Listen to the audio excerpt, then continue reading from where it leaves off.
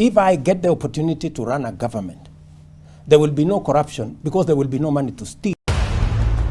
In early 1993, then President Frederick Chiluba of Zambia led the nation in prayer during a requiem mass for Zambian players killed in a plane crash.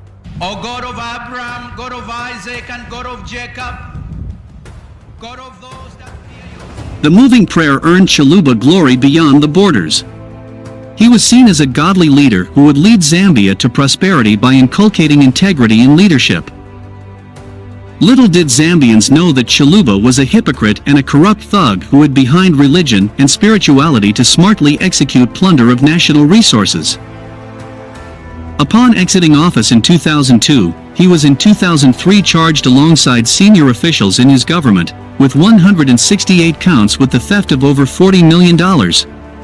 In May 2007, he was found guilty of stealing $46 million by a UK court.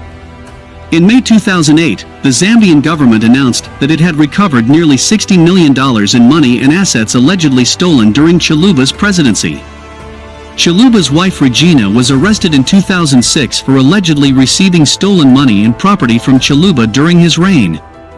Zambians were shocked to the core upon realizing that the so-called godly man could perpetrate the massive theft. A similar situation is unfolding in Kenya. One of the front-runners in 2022 presidential election is Mr. William Ruto, who, for lack of a better term, is a reincarnate of Zambia's Chiluba. Mr. Ruto is always seen in churches giving donations, and is fond of quoting Bible verses to tell off his opponents and seek sympathy among voters. Let's bow our heads and pray. Behind Mr. Ruto's veil of religiosity, however, is a man with an insatiable appetite for looting public coffers, which has earned him the label of the high priest of corruption.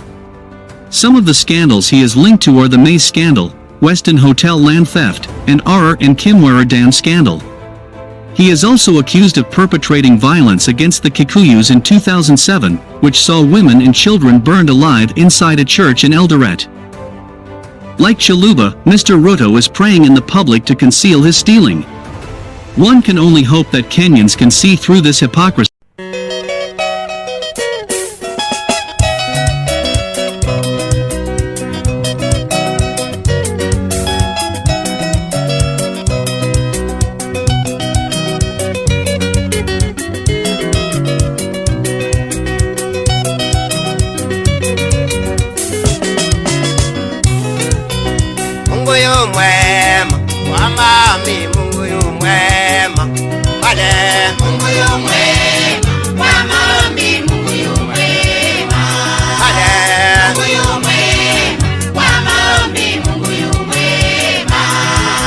President Uhuru Kenyatta now says theft of public resources and abdication of duty are among key issues that led to a fallout between himself and his deputy William Ruto.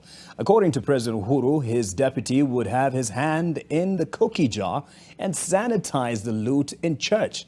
The president, who largely spoke in his native Kikuyu language at Sagana 3, also endorsed ODM leader Raila Odinga, insisting he was a country's safe bet to complete development projects. Woka haha na bese yoralia ne bese siagerewo no gutwarira ado elgeo marakweti damu bilioni zato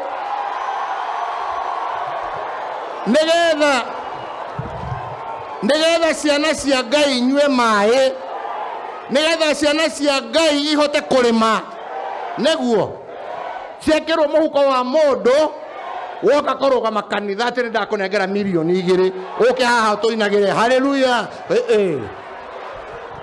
In a speech largely delivered in his native Kikuyu language, to the cheers of the attendees, the president accused his deputy of stealing from the government he worked in and sanitizing it in church.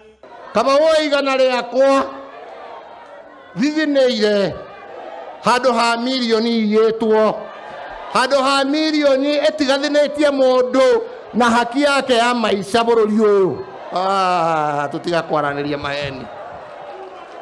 In fact, the president says his deputy, with whom they had been elected to office thrice, had even found a clique of clergymen whom they would share the loot with, pointing an accusing finger at the men of God for helping DP Ruto to spread his gospel instead of that of God.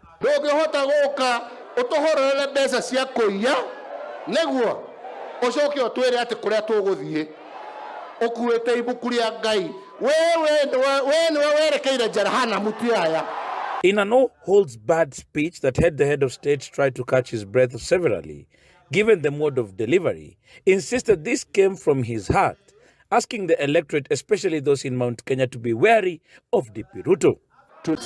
In no uncertain terms, he asked the youth to shun Ruto, blatantly referring to him as a wolf in sheep's clothing.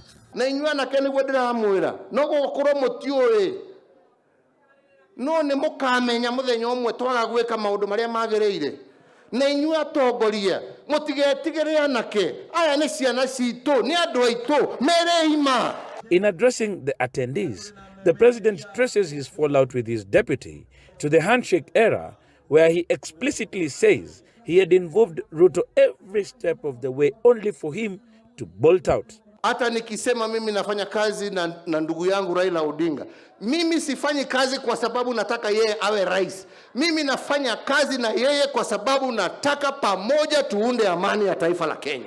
Comparing his first term when the bromance with his deputy was at its peak and the second term after he teamed up with ODM leader Raila Odinga, he acknowledges his administration has been able to make headway, now opting to endorse Odinga as his successor.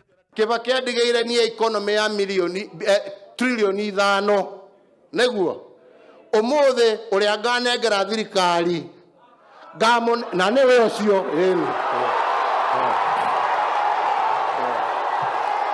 uria nie nganengera thirikari na ne mwamugweta neguo ngamotigira economy ya trilioni 13 mucoke mugea ati wira timorute. We've heard, for example, that the government has lost 21 billion in Kimwarer and I don't know, Aror Dam, which is a flat lie.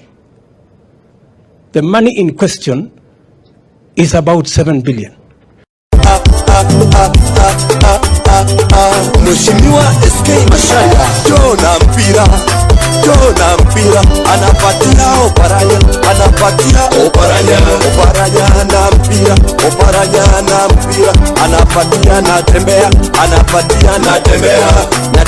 na mpira anapatia pita muya